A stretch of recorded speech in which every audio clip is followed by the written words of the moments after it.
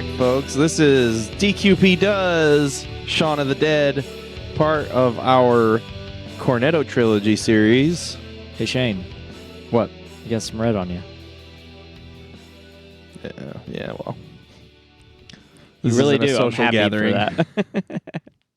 I don't know if I still... I did have a bunch of fucking layout dye on my hand earlier, but it came off apparently. Anyway, with me this evening, I'm actually going to intro, which doesn't mean that we have a guest because we don't. It's the regular cast. Nathan. Hi. God damn it. Russell. What up? And your host, me. I don't introduce you, Nathan, because you do that. It's just like, wait 10 seconds. Well, fuck you. Hi. The audience is going to be like, where'd that 10 seconds go? Yep. No, I'm leaving it in this time. Fuck him. I've had women say that to me before too. Oh, no. That you're gonna leave? They're gonna leave it in? What the fuck? Well, you don't like a finger in the butt? All right. Edit. Well, that took all of Edit. a minute and 54 seconds. Yeah. So we're gonna And you're welcome. we're gonna talk about Shaun of the Dead tonight. You guys want to start with the cast, or do you want to like? Let's start with the cast. Yeah, we should have some structure. Let's make it like an essay. Dang it, edit. Quit pissing off our audience. Dude, I took out the We whole. got like I six took of out them. like 5 minutes of me talking about Billy shitting on us, like trying to blow a movie. So on the last episode, so it's fine. But you left in all the Paul stuff that was in the hostful. I did leave in all the Paul stuff. So this cast, Simon Pegg as Shaun, Nick Frost as Ed, Kate Ashfield as Liz, Lucy Davis as Diane, Dylan Moran as David. Where's his mom at? David. What a cunt. Yeah. Oh my God. It's such a twat. Peter Serafinowicz as Pete. I'm sure I said that guy's name wrong. Probably. That guy is in Guardians of the Galaxy. Bill Nye. Fuck. How do you say Nahi? Nahi? Nahi? I think so. That's Bill? how I always say it. Bill, go ahead and send us a video of you saying your name. We haven't done one of those in a while. Bill, Played Philip. if you are listening, please also send me a video of you saying my name. Yeah, I'll just say all of our names. Shane, Russell, Nathan. I'm good. You don't have to. I want to hear it. Where? I don't want to deep dive into that. There it is. Penelope Wilton as Barbara.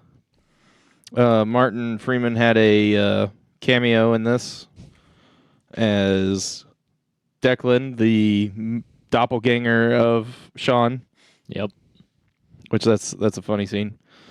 And that's most of the pertinent cast. Now, hold on. Were any of those other characters from The Office? So The original UK Office? Freeman is, right? yeah, Freeman Freeman is. So that the way that scene is set up with the doppelgangers, all of them are pairs from other shows. So all of Shaun's tribe and then the other tribe. Oh, Yvonne. Sorry, Yvonne was in. Let's see who. But a lot of them are in the UK sitcom Spaced. Jessica Hines as Jessica Stevenson. So I don't know if that was like a name change, divorce, marriage, whatever. Totally different last name. That's kind of weird. Usually it's just like slightly different. Yeah. But anyway. Yeah, so each of them are paired with one of the others from each group on some other show somewhere. Yeah. So that scene in particular, I enjoy. Yes. Because it kind of like makes fun of the the group dynamic that comes along in a lot of movies and stuff. Yep. Especially zombie movies. Right, especially zombie movies. And kind of romantic comedies too, because I mean this has a lot of like poking fun at that genre as well. Yeah. With the guy, the girlfriend that's like on again, off again. Yeah, because he keeps fucking it up and he's trying to make it better. Rom-zom-com. Yeah, sure. What the fuck? But and then like she has the friend whose boyfriend is actually in love with her, and he has the worthless friend, and so on and so forth, and it just kind of makes fun of that. Yeah, because there's a lot of movies and TV shows that are similar. I think this was the first movie that I saw Simon Pegg in that I remember. And Nick Frost, because we're in America, so we didn't watch like Spaced and stuff, right? Because Spaced was before this. Yeah. Yeah, this was my first experience with Simon Pegg and Nick Frost. Nick was in some like sci-fi show, not on the channel Sci-Fi. It was a sci-fi like comedy show probably on BBC or something. Also before this. But I didn't watch any of that until after the whole Cornetto Trilogy had played out, I think. But yeah, I didn't have any experience with any of these actors other than like Freeman maybe and Bill. I didn't when this came out. I think Bill was the only person in this movie that I knew because I didn't even know Freeman yet. I think Freeman had been in some stuff you'd seen probably. Let me go ahead and look. This came out in 2004, yeah. So let's go back. Love Actually. I actually just watched Love Actually for the first time like 3 months ago. Okay. And it's a great film. Lock, Stock? I did not know he was in Lock, Stock. Lock, Stock, and Two Smoking Barrel. Yeah. Just one of Guy Ritchie's early movies. Yeah, those were fucking great. Also stars Jason Statham. Before Jason Statham was strictly an action hero. Yeah, he was better in that stuff. Flex that muscle. Yep. Yeah, that might be all you've seen him in. The Lowdown. I don't know if you would have seen that. Yeah, the first time I remember seeing Martin Freeman was Sherlock. And then he was like, I'm a hobbit. I'm a hobbit. And I was like, hey, it's Watson. And then everyone was like, no, he's Bilbo. And I was like, no, he's Watson. Yeah. Anyway. That was a weird tangent. Yeah, sure let's get was. that energy back up. No.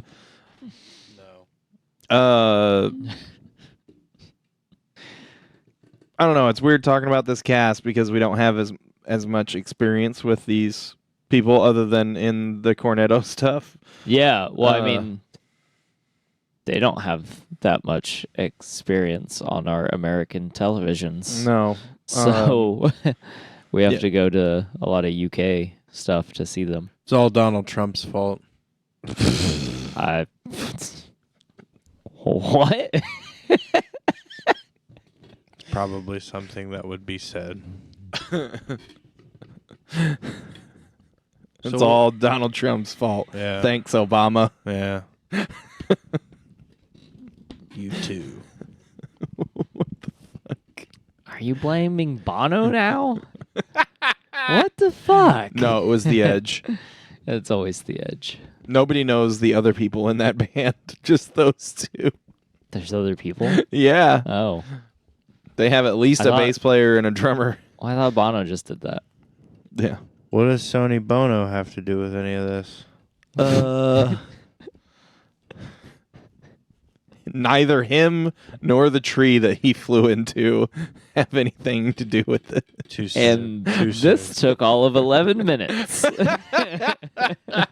So, why do they call it the Cornetto Trilogy? Like, does he just have does Edgar Wright have a thing for that ice cream? I don't know if there's like a particular reason that it's included, but they do consume them throughout all three movies. Right. But my thing is like, is that just like Good Humor's version of their products in like the UK? Kind of like certain chip company has a certain brand name that they use in the UK. Yeah. I don't want to say it I don't because I know. don't want to make light of it. Right. I don't But know it's if, true. Yeah, I don't know if they're Good Humor or if it's a UK manufacturer that's a different company, but it's I know you can't get them over here. Yeah, it's just a drumstick. Which is bullshit. Yeah. It's just like a king drumstick. Yeah.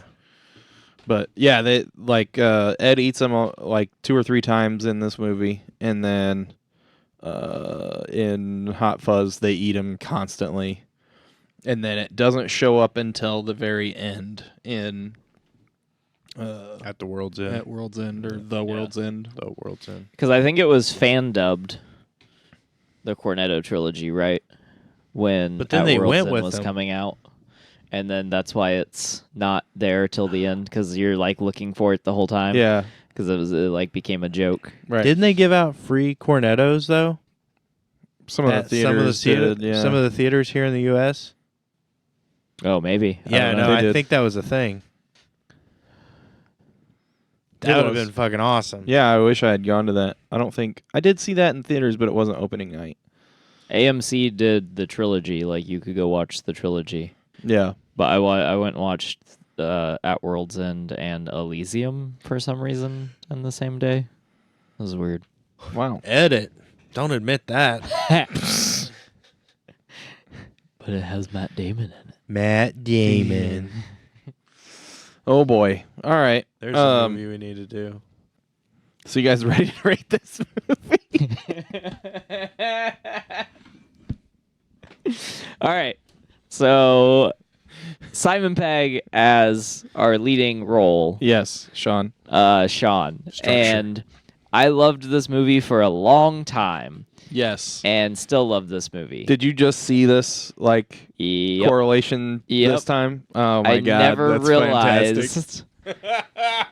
I never realized why I loved this movie so much until tonight when we were watching it, and the amount in which I have resonated with Shaun over the years of my life Yeah, it's pretty brutal. are pretty ridiculous. Because what we brought that up in like the first 5 minutes, Yeah, and then just like the rest of the movie, I was like, holy shit. yeah,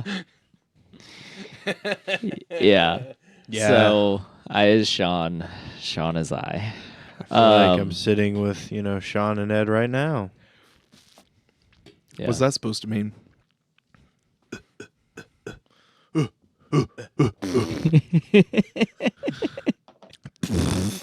There we go. See? It's a Except good thing we're on YouTube. except the monkey trick that entertains Shaun. Shane has a little bit of a different trick that entertains me, where he can chug a beer in under 3 seconds, 16 yeah. ounces, just all in one gulp, just down the gullet.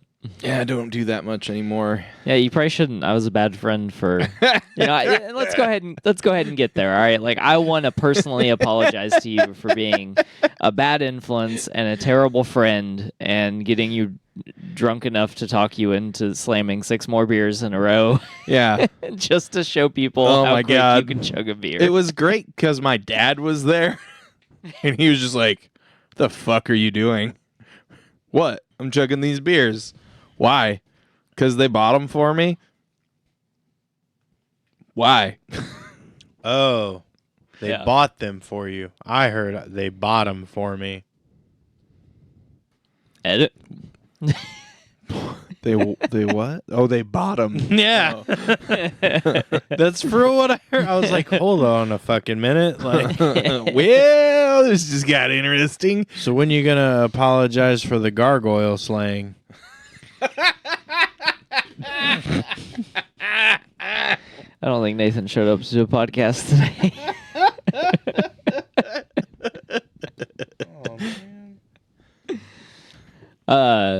But yeah, so because Shaun, he's like shitty to his girlfriend, and I have an ex-girlfriend that I was pretty shitty to, and then they break up, and he's sad, and I was sad, and you were Ed, you were my friend who was there, and we went out and we got drunk. Yep. We left the bar singing all the time. You know what we should do? Just keep drinking. Yes. We'll wake up and we'll have a bite of King's Head, and then a couple of princesses, and then we'll come to the bar for shots. Yeah. Got the Bloody Mary. Sorry. And I really do feel like their friendship is like very parallel to ours as well. At a certain point in our lives, right? We're both much more adult now and grown up. Ugh. So Thank fucking God. yeah, and I really like where the I even didn't have a job at the time. yeah, that's true too. Oh boy. Oh boy. Who thought that this would be some kind of weird melancholy trip down memory lane? Yep. If you're just now tuning in, there are a plethora of episodes for you to look back on and listen to that aren't this weird. Nathan's over here peeling the label off a long neck bottle. Nathan's just happy he's not Pete. I would have rather have been included at this point. I didn't know you yet. I'm sorry, buddy. Okay. Yeah. That's fine. I mean, we could tell you who David is, but probably don't want that on the podcast. If you're friends with us, you know who David is.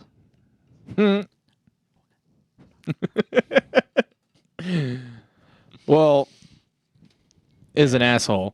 Oh, he's a real cunt. Oh, speaking of cunt, did a cunt counter. Oh yeah, Expected a lot more cunts. I think they said twat way more. They did say twat way more. Ah, I counted 1 cunt. 2 if you actually include David. But they only used the word cunt once. I counted way more. Oh. They said Uh-oh. twat like 100 times though. Yeah, I feel like every time they wanted to say cunt, they just said twat because they knew it was going to air in America. Yeah, but I mean, it was already rated R because, especially like, okay, the one scene where Pete comes down and they're playing the electro. The night Liz breaks up with Shaun. Yeah. The scene we were just talking about. They get drunk. They go home. They're still partying, playing the music real loud. Pete, the roommate, comes down and he's pissed off. He got bit. He's got a headache. He's got to work in the morning because every motherfucker called in his department. He says fuck like 200 times in that scene. Yeah. So why can't they say cunt every time they want to? Why'd they have to say twat? I don't know. Is cunt gonna make it NC-17? You can say fuck 200 times, but you can't say cunt. Well, my thing is why are we so reserved in the U.S. to not use this wonderful word of friendship? Yeah. In my I opinion. mean, you're a cunt. I'm a cunt. Yeah, Russell's a cunt. Just Yep. a bunch of cunts here, you know? Yeah. Fucking cuntas. I like how aggressive the word is. Cunt. Because it's got a hard consonant at the beginning and the end. Like, fuck is good. Because you can put that, like, nice, like, punch in the middle. Fuck. Yeah, You know? I like a good Yep. fuck. Doesn't everyone? Yeah. But, like, cunt, like, sounds like you're cutting someone. It's Yeah. like, all right, look, cunt. And they're just like, It's So then they're opened up for like your next barrage of insults. Which is funny because the first time I heard the word cunt, my dad was talking about someone. And then later I was like, Mom, Oh shit. what's the word cut mean? Because I thought that's what he said. I Yeah. was like, why do you call her a cut? And she was like, that's not what he said. And I was like, oh, what did he say? And she was like, no, you can't ever say that. But why? That makes me want to say it. Yeah, right. I know, like, my parents had that struggle with me because I just, like, would repeat everything. So, like, I'm pretty sure I was still in, like, a bassinet or something.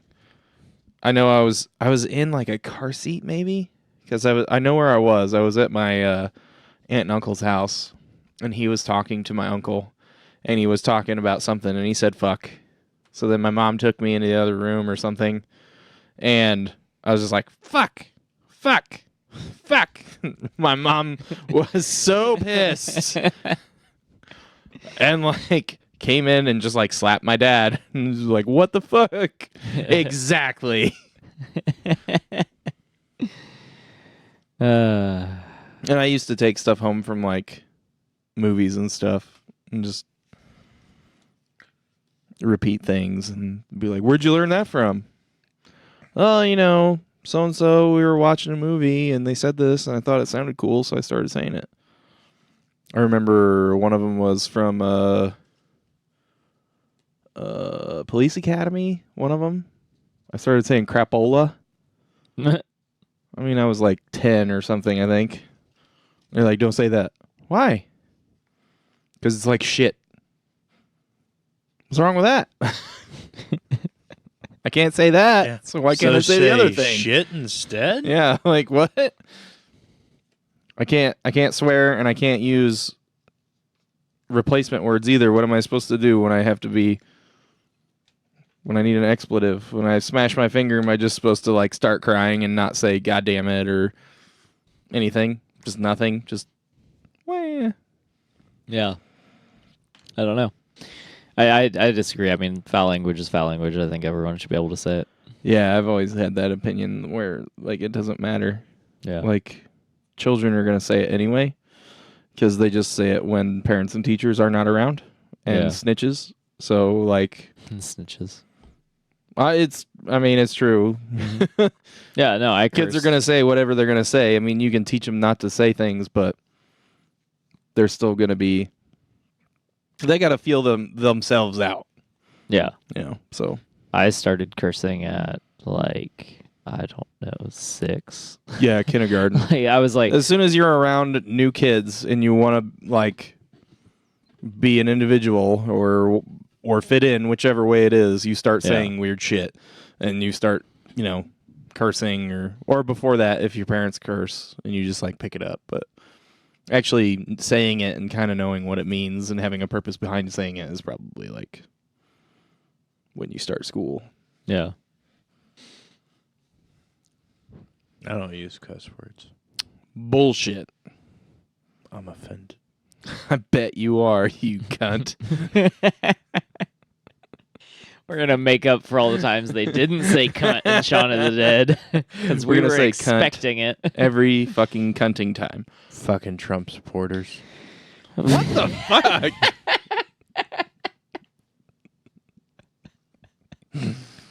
Oh, my I'm God. only here to make comments to make the laughs.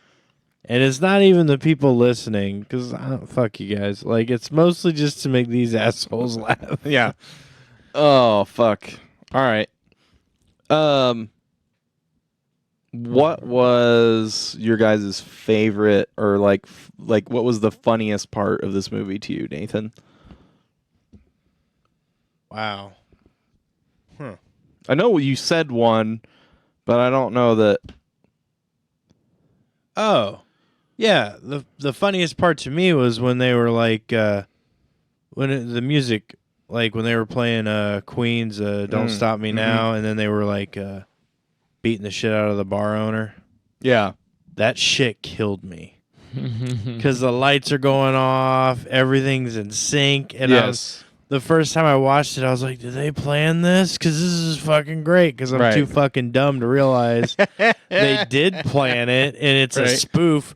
Because the whole movie, the first time I watched it, I'm like, oh, this is a horror movie. Yeah, you Not thought even it was serious. fucking close. Right. It's all super comedic with like some gore.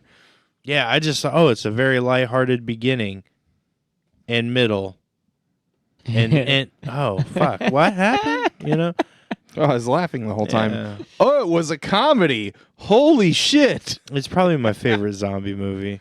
Oh yeah. Yeah. Yeah. So that there was definitely that scene. Right.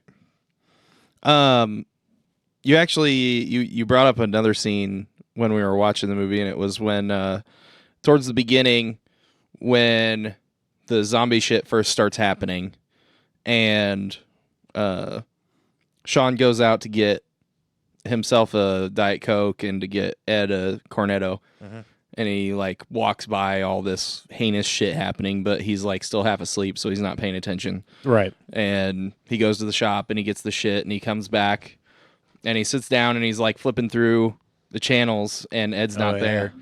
And then he's like getting weirded out by what's going on TV, because he's like getting like little snippets, which was also a good part, because like all the snippets of him changing channels like made the story. It was like basically talking about how the zombie apocalypse was happening. But he thought he was just freaking himself out.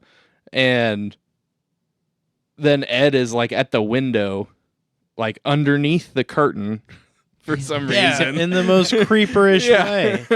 And he's like looking outside, and he like pulls the curtain aside. There's a girl in the garden. Yeah. What? Sounds like he was beaten off. Yeah, you know? right. What? There's a what? There's a girl in the garden. And then they go out there and they find the fucking Mary.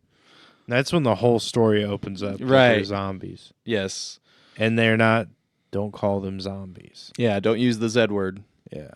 I did like that shit. But hands down, it was the music stuff. Oh, yeah. And then Creepy Ed. Do you guys... The Zed word thing. So, like, before I get to Russell on the funniest part thing, two things. Did you know that, like, other English-speaking cultures call Z Zed, and not just like I think it's Zed in French. I don't know what it is in Spanish, but did you know that? No, because I'm from America, and if you don't do it the way we do it, then it's wrong, apparently. Apparently. Yeah. Did you know that? I kind of like picked up on it. Okay. I didn't know that that's how they pronounce their Z. Yeah. I didn't realize that. Well, I don't know if the British actually pronounce it that, but like that's how they seem to say it, like in conversation. Yeah. And okay, so the second part of this, would it be weird if this happened to actually call them zombies? Like, would you be weirded out by the use of the word? Would you just be like, no, just call them The Walking Dead or monsters or whatever? Would you just be like, no, dude, they're zombies. They're zombies. Like, don't fucking sugarcoat it. Well, I thought it was funny, but I mean, according to what you're saying, they're Zedbees, so we got to start calling them Zedbees. I think God damn it. Zedbees. I think it also depends on that universe. Like in our universe, we're like aware of zombies and that zombies could be a thing, right? So we wouldn't have if the fucking cadavers were walking the streets and like trying to come eat us. We wouldn't have that first 30 minutes of trying to figure out what the fuck's going on. We'd be like, well, I mean, like, oh, I shit. think there would still be some shock before you like popped the head off your first zombie. Maybe. But I think we've been conditioned enough over the last 20 years. Full on round one. So we know how to handle Zedbees. Yeah, I'm gonna buy the first door. By the way, the movies that determine whether or not they're called zombies, it's basically based on whether or not those previous zombie movies exist in the movie. Right. Like Zombieland talks about George A. Romero yes. and Dawn of the Dead, Land of the Dead, and then like stuff. the difference is yeah, because they're like in the rules he talks about cardio. yeah. So because these aren't your normal slow zombies or whatever. Right. So they call them zombies. Right. But you take a show like The Walking Dead or the comic. I've not read the comics. So I don't know if it's the same thing. But The Walking Dead, they never It's call not them a zombies. concept, yeah. Because those movies don't exist in that universe, Right. in that world. So I thought that was an interesting way to look at it. And then that's why I was just reading on IMDb before we started recording that that's why they did that in the movie, is when every time Shaun says don't say the Zed word, it's because it's a joke about that inner universal like George A. Romero's movies. They don't call them zombies. Yeah. Because especially those, there weren't any movies around before those to handle the zombie concept. Sort of like movies made after 2008 that have people that don't have cell phones. Yeah. In this universe, people don't have cell phones because it's inconvenient to our plot. Yeah. Yeah. Okay. Or TV shows. Yeah. Like the one I'm currently watching. What? Sabrina. Oh. They don't have like Wasn't that just like made like a couple of years ago? Yeah, they like don't have it. Is it still running? Yeah. Oh, okay. It's Netflix original. Yeah, that doesn't mean it's still running. Well, that's true. I don't think the property owners pulled the property yet, so. Okay. All right, so what's your the funniest part to you? Structure. I just think a lot of this movie is funny as a whole. So I can pick out a trope. Okay. And it's Edgar's directing style. All of the quick cuts and the loud noises when things slam. Yeah. And those hard cuts. That's when I laugh the most during this movie, because it's over stupid shit like getting the milk out of the fridge and slamming that is the funniest bits to me in this entire movie. And then I really like Simon Pegg and Nick Frost's interactions together. Yeah, their on-screen chemistry is just fucking fantastic, and damn near everything's funny. My favorite line from the movie is the "You've got some red on you." Yeah, I love that. And that's where most of the humor is at for me in the movie. Okay. I actually think a lot of the directing style, specifically the parts that you're talking about with the quick cuts and like the random like noises and stuff with like everyday happenings, like closing the gate and getting into the fridge and getting the milk out and it being loud and stuff, is like directly poking at Sam Raimi. I swear to God it is. Poking or homaging? Both. Because it's like it's a parody. Yeah. It's a parody in like, but like kind of written seriously. It's like a parody that is like faking it to be real, you know? Yeah. Whereas like you look at Scary Movie and stuff and it's like garbage, but there's jokes. Right? But like this was actually done well and the jokes are woven into it. Yeah. And there's like subtle little things. But I think those were specifically poking fun at Sam Raimi because it's like the quick cut, zoom in, and that's just like somebody like writing a check mark on a fucking piece of paper with a pencil, you know.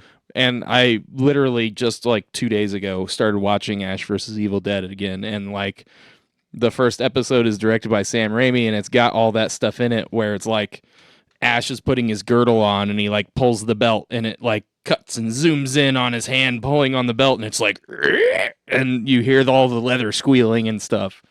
And I saw that all over this fucking movie. Yeah. And I think that's specifically targeting Sam Raimi. Yeah. And like that style, which I mean, that's Sam Raimi's thing.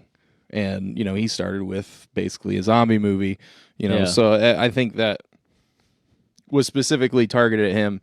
I do also love all the Shaun and Ed interactions. It's even weirder now and like kind of funnier with like us making like that connection. Like, Yeah. oh fuck, god damn it, that's weird. But I think the funniest thing to me in this movie is like all the callbacks within a 90-minute movie. Yeah. Where it's like, this scene already happened once.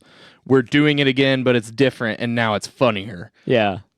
Like him going over to Liz's. Ringing, trying to climb in. First time he Right. fails and everything. That's when they break up. And then later when he comes to save her, in air quotes, you know, Yeah. he buzzes.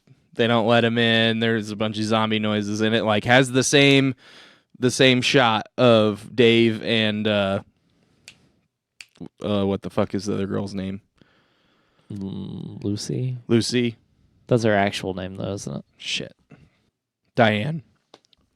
Dave and Diane Mm-hmm. are like answering the phone together because Dave's a weird fucking creeper. And it has the same shot with like the same pan, and they all like make the same facial expressions as they like slowly wander over, and it pans over their shoulders to look at the window to see if he actually makes it up this time and stuff. Yeah. And shit like that, like Yeah. is like the funniest stuff and the best stuff to me about this movie. Yeah. And like love constantly those. repeating the red on you joke. Yeah. I love those paralleled scenes, especially that one, because like in the first time he's a failure, Right. Like he is an absolute. So like the other thing, and it that's really parallels good about with this like movie, the plot and like the character development and too. him becoming heroic and growing a set of balls and like being the hero. Then he makes it. And he just succeeds the second time. Right. The Yvonne speech is repeated like word for word all three times they meet up. You know, like, hey, how are you doing? Or how are you doing? Surviving? Well, I'm glad somebody made it. You know. Yeah. Every fucking time, and it's a different. It means something different. Yeah, each time. and it means something. Yeah. It works out differently every time. Like it's the same lines, but it means something different every time, which makes it even better. Yeah. So, there's one thing about this movie that is slightly worse for the next movie. Is that it's not packed to the gills. It does have like a couple of slow moments. Yeah. But you don't know that until you watch Hot Fuzz. Because you're like, this movie's awesome. And then you watch Hot Fuzz and you're like, oh shit, well, they could have done more, I think. Yeah. But we'll get to that when we get to Hot Fuzz next week. But that's like pretty much the only thing that I feel like they could have improved on in this movie is like packed more of everything that they were already doing into every scene. There is, so I had an issue with them leaving the car. So after they pick up Shaun, after they get everyone in the car, They get Shaun's stepdad, Philip and Barbara. yeah, They go pick them up, and Philip's been bitten. Yep. And they have a jag. Yeah. So when Shaun leaves Ed in the car, Ed wrecks the car, so they have to take the jag. Yeah. Great moment too. So then Philip dies, and they all get out of the car. Right. And their first thought is to just get out of there, which I sort of get because you're like probably panicking. Right. But like they've managed to make at least halfway decent decisions up to this point. So then they just leave Philip in the car instead of killing him or getting him out of the car one way or another to take the car. Right. And I don't get that particular scene. It bothers me. It was for the sake of the joke for the radio. It was Yeah. a whole setup for that scene. Literally, Yeah. like it was for the sake of a joke, which is one of your big pet peeves on movies Right. half the time. Right. Is doing it for the sake of doing it for a joke. Yeah. Yeah, like don't do the thing just for the joke. Yeah. So like that scene I don't like that scene. Yeah. That doesn't make sense. I mean, And now you know why. they sort of made it work because I've always let it slide. Like, I understand and I agree, but they all panic when they're in the car, right? Yeah.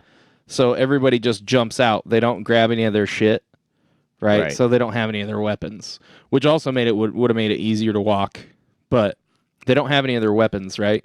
So after you get out of a car and there's a fucking zombie inside, Right. that's fresh made, it's not weak, it's ready to rock. It's super dangerous to try and get it out of that car, especially if you don't have a weapon. Yeah. I mean, they could have all went in on one side of the car, and then someone went over to the other side of the car, beat on the window, opened the door, got him out. That guy run back over to the other side while everyone else is getting in the car, and then they have the car. But I also acknowledge that there's a ton of other zombies around them. Yeah. So, like, it really is like it was done for the sake of the joke, I feel like, but you can let it slide based off. I mean, they got They 3 panicked. jokes out of it, but Yeah, I mean, that's true, too. And then also the hearted moment with his Right. mom and him Yeah. explaining to her that it's not Philip. See, what I thought was, my initial thought was Shaun after Philip's confession, which is also a beautiful moment Yes, inside very of a good very moment. comedic area, where Philip tells Shaun that he just wanted to be a good father figure for him, and Yeah. he thought that Shaun could be doing better, and that was why he was so hard on him. Great moment. And then I kind of, Shaun goes through that moment, and then Philip dies and turns, and Shaun's freaking out, and Shaun's kind of been the saving grace of keeping everyone together and keeping everyone calm. So then Shaun loses his shit and then Right. just gets everyone out of the car. right. And then I was also maybe kind of letting it slide by thinking that he didn't have the emotional stability to kill Philip completely at that moment. Right. And then also with his mom trying to, She she didn't was going fully to be understand there it and she either. didn't understand it. And then he was going to have to kill him if they did let him out, probably. Right. And so, Well, don't forget they also got the child locks joke in again as well. right. And Ed just being like, "What? Get out of the car." And Liz, Ed! And open the door. But yeah, so it doesn't bother me a whole lot, but trying to find something I hate about this movie was really hard. Yeah. And that was about the only thing I could really come up with. Was there anything that you didn't like, Nathan? Yeah, I mean, I wanted to know why there were zombies. Right. And they hinted at it, and if you really listen, they kind of explain it, but Sort of. yeah, you didn't get a full story. Yeah. And that Because there's pissed me like off, and there's like 3 hints, and then there's like they say specifically that it's not the rage infected monkeys. I did like that. And like, okay, so when they were talking about like all the zombie stuff, and then it shows like after Z Day, like Yeah. and or Zed Day, and all the things happen, like, they use them like for shopping carts Yeah. and like menial labor and stuff. game shows and stuff like that. And I was Yeah. like, that's not really realistic, but it's funny. Yeah. So I get it for the joke part of it. Well, But you don't think that if there was a mindless group of people who couldn't speak for themselves, that people wouldn't exploit them? Social commentary in a zombie movie? Yeah, where'd that What? come from? And it's a comedy. This movie's got everything. Holy shit. yeah, I think that was pretty much it. Just like the explanation stuff I didn't like, Yeah. and I didn't like Ed becoming a zombie. Oh, yeah. Wait. I mean, I could have went without Barbara. I wanted Ed to make it. I wanted Ed to live there with Shaun and Liz. Yeah. the shed is another thing that's there just for the sake of the joke, kind of. How? Because, like, it doesn't make any sense that Ed's still alive. Like, the military shows up. How did Simon or how did Shaun get back to him? Yeah, while the Before building the was military- burning. Yeah, Killed while everyone outside, though. Like, I mean, Ed was just down in the cellar. Yeah, So but it was good. the zombies were breaking into the cellar as Yeah. Yeah, but they don't eat other zombies. Yeah, like So if he by died then and he was turned damn near before- turned. So yeah. So then why? I don't know. I just don't. Yeah, it find that doesn't believable, make I a guess. lot of sense. It is probably one of the parts that I'm not a fan of.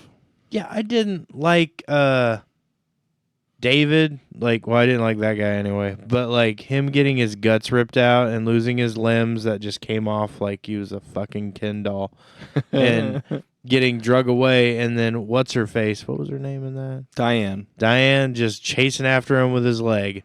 Yeah. What good are you gonna do? No, she had lost her shit at that point. Yeah, Yeah. but he had just confessed pretty much, and it all came to light that he didn't And give then a fuck about her. And then he tried he was to kill literally Shaun. with her to get with Liz. Yeah.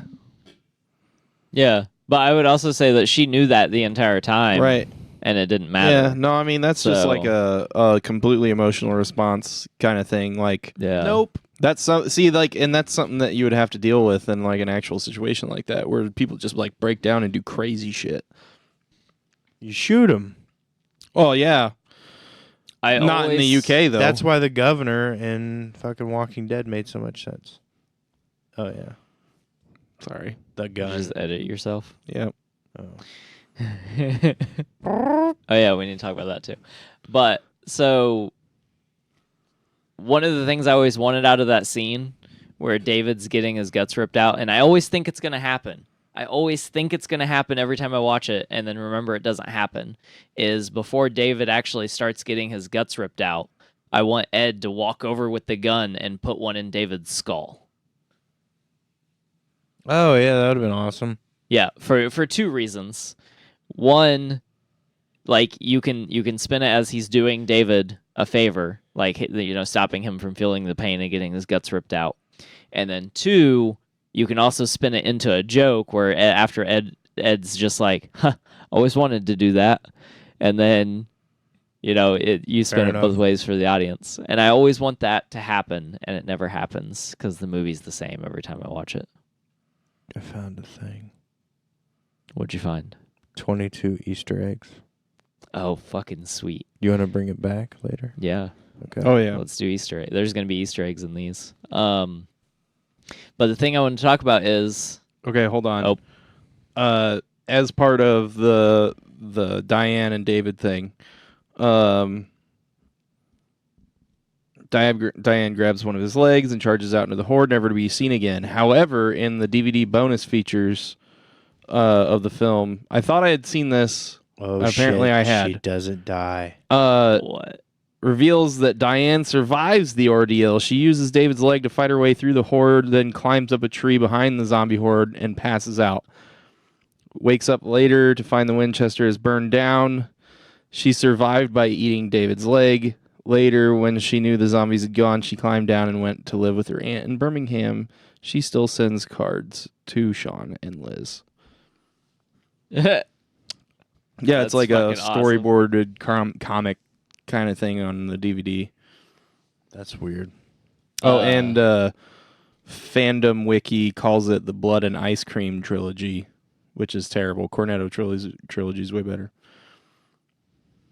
Fandom Wiki sucks. Yes. So what were you going to say? I just had Easter eggs. Oh, what were you going to say? There is. Let me find it on IMDb real quick. Okay. All right, found what I was looking for. The zombie that Shaun and Ed find in their garden is Mary, the checkout girl from the film's credit montage. A short story detailing her transformation into one of the undead was featured in issue number 1384 of the classic British science fiction comic 2000 AD. The issue went on sale April 7th, 2004. The strip was called There's Something About Mary and was written by Simon Pegg and Edgar Wright, with art by Fraser Irving. Sweet. And I thought that was interesting that that's about the time the movie came out. They released a little comic strip about one of the zombies. Well, I have 21 things to talk about. Oh, I'm sorry. All right, so I got Easter eggs because people enjoyed that so much. Fuck yeah, I did. One person enjoyed that so much. Okay, so I already read them all. What the fuck? God damn it, Russell. I haven't read them. Please enlighten me, Nathan. No. God damn it. I don't want to do it now. I'm fucking kidding. Read these things. I fucking hate you, Russell. Number 1, Yeah. Russell already read it. Number 2, Russell already read it. What? Really? Number 3, Russell already read it. I'm making that up. Okay, so on the first Easter egg, many of the zombie extras are fans of the TV series Spaced, Okay. which also starred Simon Pegg and Nick Frost, and was also directed by Edgar Wright. They were recruited through the Spaced Out fan website to be in this film. Sweet. So we had kind of touched on that earlier, but we didn't talk about that part. Right. Number 2, frequent references are made to Big Al's claim that dogs can't look up. This is a reference to commentary to the second season of Spaced, in which Simon Pegg and Edgar Wright talk about Nick Frost claim that the difficulty in shooting a scene with a dog was due to the fact that dogs can't look up. What the fuck? At least we know where that came from. 3, Shaun works at an electronics store Yes. called Foree Electronics. Ken Foree was one of the stars of the original Dawn of the Dead in 1978. There we go. So that is a fucking Easter egg. How about that? It's a legit Easter egg. I like that one. I like that one. Number 4, the phrase fried gold originated behind the scenes of Simon Pegg, Jessica Stevenson, and Edgar Wright's sitcom Spaced, and was mentioned several times on the DVD commentaries for that series. It makes several fan-pleasing appearances in the film. Yes. So basically this movie was made for those fans. Yeah, it's what it sounds like. I wonder if the series got canceled and they're like, well, we need to do a movie. Let's do 3 movies. Yeah, let's do 3 movies. At one point, a zombie can be glimpsed wearing a yellow cycling helmet and some kind of shorts that I can't say the first word of. Lycra. Lycra. Lycra shorts. He's played by comedian Michael Smiley, who made appearances in Spaced as bicycle courier named Trey. Okay. Or Trace. Tyrese? Man, I am terrible with words. And I am teaching my daughter spelling words. She's going to be an idiot. Number 6. Number 6. At one point, Ed warned Shaun's mom, "We're coming to Barbara. get you, Barbara." This is a line from the beginning of George Romero's zombie movie, Night of the Living Dead. We're coming to get you, Barbara?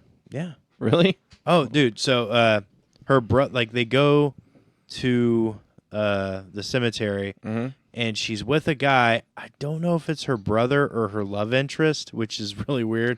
It's all the porn I watch. It confuses you. No. Just made that joke for us. I don't remember who she's talking to in the movie, but the guy that she's talking to says, "We're coming to get you, Barbara." Like, Okay. All right. in just all a right. creepy way. And then there's a guy that's like following her, and he really is a zombie, and that starts the whole movie. Okay. My fucking So- phone locked. That one was on IMDb, Oh. and it added a little bit to it. I guess George A. Romero didn't even realize that it was a hint or like a nod to Yeah. Dawn of the Dead until Edgar Wright asked him if he caught it.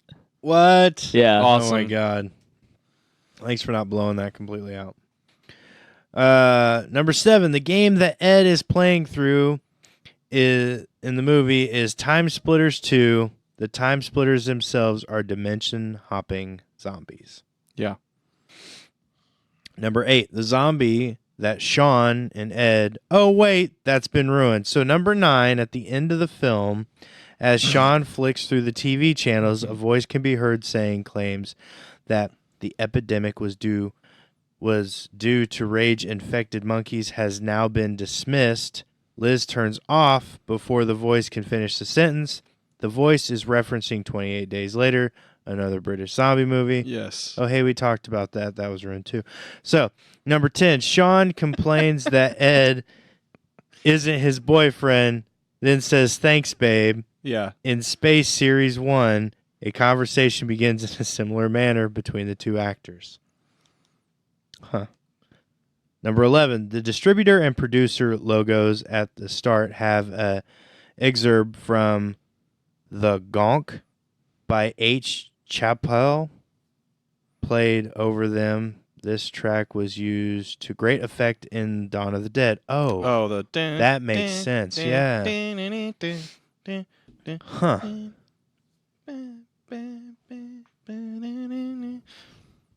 I don't want to ruin it like you were doing so well.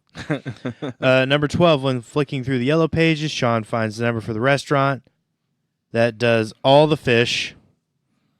Fucci's? It's called Fucci's Restaurant, a reference to Italian horror director Lucio Fucci. Oh, okay. Number 13, when the Universe logo appears at the start of the film, the music played is taken from the soundtrack of the original Dawn of the Dead. Also, the end credits feature a new recording of the infamous shopping mall music from the same film. I feel like that's kind of similar to the one I just read a minute ago, but whatever. It adds the final credit song, I guess. Yeah. It should have been one thing. Yeah, it should have been. Number 14, the TV news reports. Shaun and Ed watch feature an anchorman who utters the exact same phrase as the TV reporter in Night of the Living Dead. Yep. By destroying the brain. Yeah. Yeah. Removing the head or destroying the brain. Number 15, when Shaun comes into work, one of his coworkers mentions something about someone named Ash calling in from work. Ash is the name of Bruce Campbell's character in the Evil Dead trilogy, which also works at the department store, similar to the one Shaun works at. S-Mart. S-Mart. Did you catch that? I didn't catch it because, Yeah. They were an electronics store. It's a department store. Shop smart. Shop S-Mart. I mean, the Ash thing was the biggest thing you could have caught. Yeah, I just wasn't paying attention, I guess. And you just got done talking about Ash. I know. Okay, so number 16, the choreographed pool cue beating of the zombie in the Winchester, synchronized to the Queen soundtrack, is carefully referenced homage to the balletic assault on a homeless man in A Clockwork Orange. Oh, yeah, Huh. Okay. I hate that movie so much. I blame Russell. But he loves that part. Yeah. It's just so hard to watch. All right, number 17, the line, get behind me, when fighting off the zombies in the pub, is a direct lift of Han Solo's line in Star Wars. Does that count? It's just get behind me. That's like super common, I feel like. Yeah, that's weird. No, bitch, it's an Easter egg. Okay. All right. Get off Han's gown. Whoever the website director was said, you only have 21 Easter eggs here. You're going to need a 22nd. Pretty much. I still only have 21. Chris Martin of the UK pop band Coldplay, who appears as himself on a news report near the end of the film promoting Zombaid, also plays a zombie. After Shaun and Liz escape the basement of the Winchester, he can be seen playing the zombie walking past the phone box from the left to the right. Okay. Or from the right to the left. I don't know how I mix that up. I'm dyslexic. We just found out. Awesome. Number 19, Shaun berates Ed for calling the creatures zombies. This may be referring to the fact that in zombie movies never mention the word zombie at all. More likely, this reference is Danny Boyle, director of 28 Days Later, and his insistence that it isn't a zombie movie. But it is, so fuck you. Number 20, when Shaun finds his zombie housemate in the shower, he utters the word, join us, in a half-whisper tone. This is a reference to the first two Evil Dead films where the zombies are always asking Ash to join us. Yeah. Is that a stretch?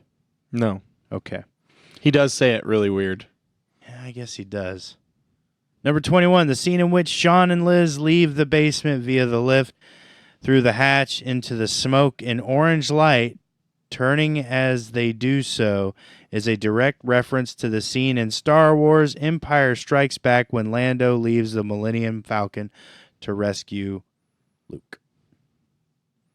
Okay. Is that a stretch? Kinda, I think, but I don't know. Whatever. All right, now this one we kind of talked about earlier, so bear with me on this. Okay. When the two surviving party members of 5 meet, some of the characters have appeared in things together before. Lucy Davis has worked with Tamis Gregg in BBC radio show The Archers and with Martin Freeman in the BBC comedy The Office. Tamis Gregg has also worked with Dylan Moran in Channel 4 comedy Black Boots. The amount of people that have already worked together in Shaun of the Dead is endless. Yeah. Because apparently there's not a lot of actors in the UK. No, I like after watching the Cornetto Trilogy, like I watched Broadchurch, and it's like other than David Tennant, it's like everyone that's in those 3 movies. So there we go. There was some stuff about Shaun of the Dead that you may have not known before. Right on. I read all of it on IMDb earlier. No, I'm just kidding. Only like 3 or 4. Feel free to throw that bottle at him. He's a prick with ears. He's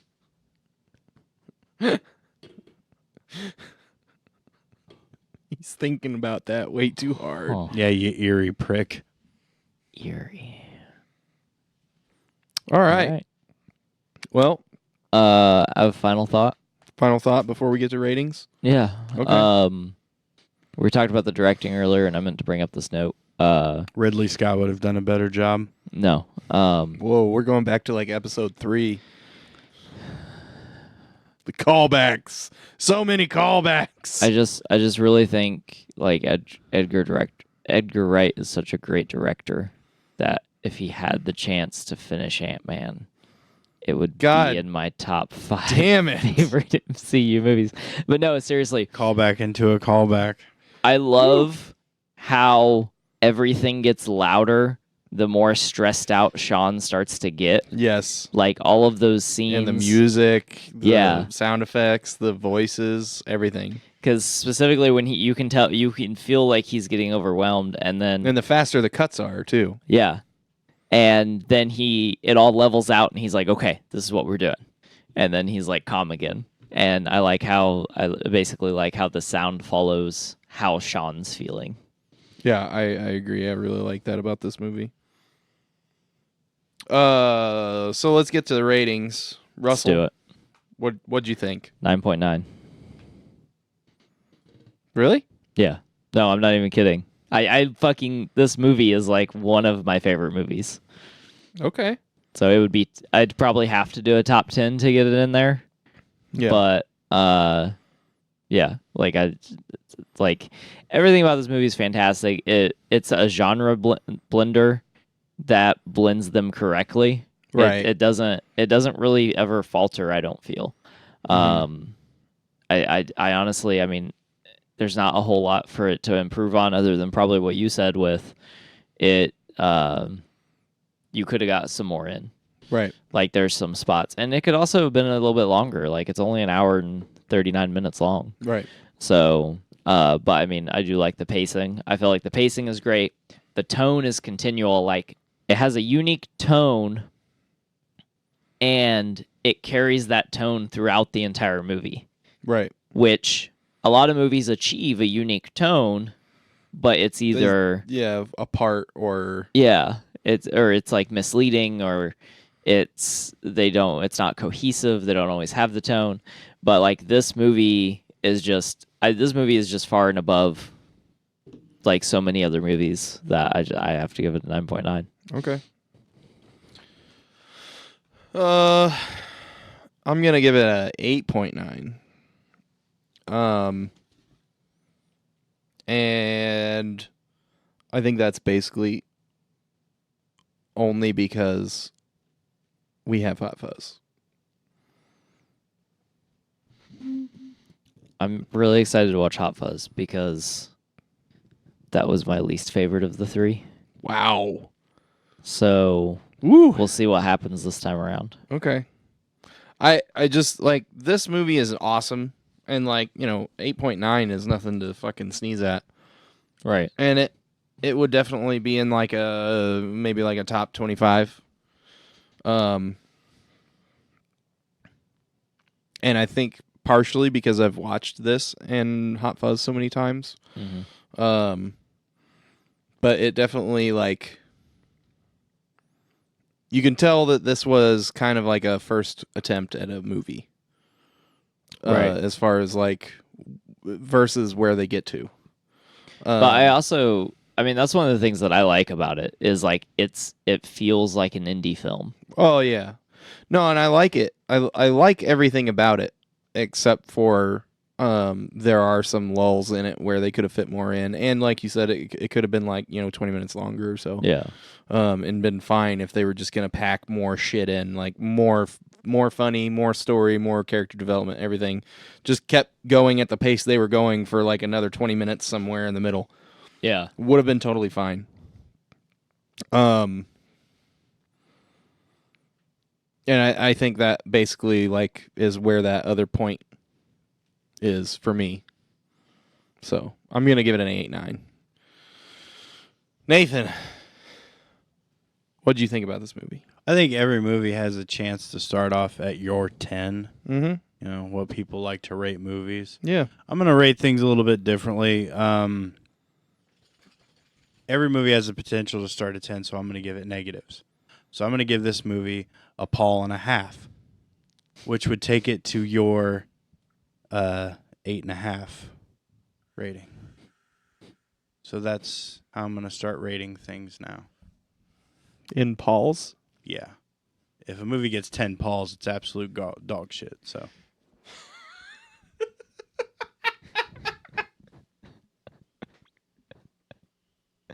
Stay tuned. Oh my god. Do you think So we'll the still more have Pauls fans? it has, the worse it is? Yeah. So you don't like this movie? No, it only got 1.5 It only got Pauls. 1.5 Pauls, which would take it to your 8. Oh, okay. 0.5. 1.5 Pauls. Okay. Yeah. Okay, I gotcha. Yeah. I'm following you. Yeah. Yep. And no, we probably won't have fans anymore. Well, at least one less. Our Canada and listens will go down. Which we currently have 3 of. 3 people in Canada listen to us. We now have 2. Maybe 0. Because we keep saying Canada. Only one good thing ever came out of Canada. Oh no. Justin Bieber. Ugh. Ryan Reynolds, motherfucker. Oh. He's like a U.S. citizen now, though. That's going to wrap it up for this episode of DQP Does, where we looked at Shaun of the Dead. Next week, we are going to go over Hot Fuzz. See how many Pauls I rate it. Does anybody want a peanut?